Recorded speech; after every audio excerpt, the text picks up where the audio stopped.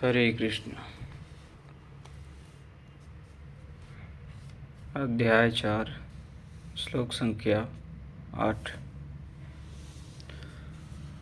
परित्राणाय साधूनां विनाशाय च दुष्कृतां धर्म संस्थापनाय संभवामि युगे युगे। अर्जुन साधूनां परित्राणाय परम साध्य एकमात्र परमात्मा है, जिसे साध लेने पर कुछ भी साधना शेष नहीं रह जाता। उस साध्य में प्रवेश दिलाने वाले विवेक, वैराग्य, शम, दम इत्यादि दैवी संपद को निर्विघ्न प्रवाहित करने के लिए तथा दुष्कृताम जिनसे दूषित कार्य रूप लेते हैं, उन काम, क्रोध, राग, द्वेष आदि विजातीय प्रवृत्तियों को समूल नष्ट करने के लिए तथा धर्म को भली प्रकार स्थिर करने के लिए मैं युग युग में प्रकट होता हूँ। युग का तात्पर्य सतयुग, त्रेता या द्वापर नहीं। युग धर्मों का उतार चढ़ाव मनुष्यों के स्वभाव पर है। युग धर्म सदैव रहते हैं, मानस में संकेत है। नित्य युग धर्म हो ही सब केरे, हृदयम राम माया के प्रेरे। युग धर्म सभी के हृदय में नित्य होते रहते हैं, अविद्या से नहीं बल्कि विद्या से, राम माया की प्रेरणा से हृदय में होते हैं, जिसे प्रस्तुत श्लोक में आत्म माया कहा गया है। वही है राम माया। हृदय में राम की स्थिति दिला देने वाले राम से प्रेरित है यह विद्या। कैसे समझा जाए कि अब कौन सा युग कार्य कर रहा है? तो शुद्ध सत्व समता विज्ञान कृत प्रभाव प्रसन्न मन जाना।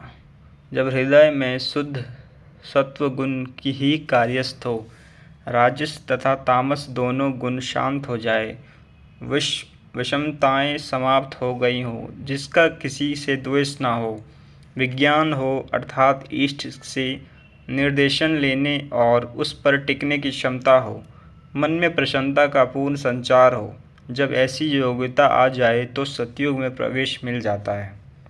इसी प्रकार दो अन्य युगों का वर्णन किया है और अंत में तामस बहुत रजोगुण थोड़ा, कली प्रभाव विरोध चरु ओरा।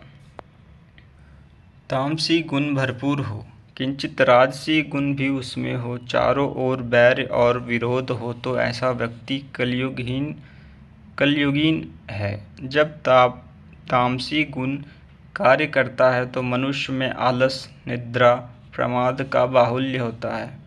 वह कर्तव्य जानते हुए भी उसमें प्रवृत्त नहीं हो सकता। निषिद्ध कर्म जानते हुए भी उससे निवृत्त नहीं हो सकता। इस प्रकार युग धर्मों का उतार चढ़ाव मनुष्यों की आंतरिक योग्यता पर निर्भर है। किसी ने इन्हीं योग्यताओं को 4 युग कहा है, तो कोई इन्हें ही 4 वर्ण का नाम देता है, तो कोई इन्हें ही अति उत्तम, उत्तम, मध्य और निकृष्ट 4 श्रेणी के साधक कहकर संबोधित करता है। प्रत्येक युग में इष्ट साथ देते हैं। हाँ, उच्च श्रेणी में अनुकूलता की भरपूरता प्रतीत होती है, निम्न युग में सहयोग क्षीण प्रतीत होता है।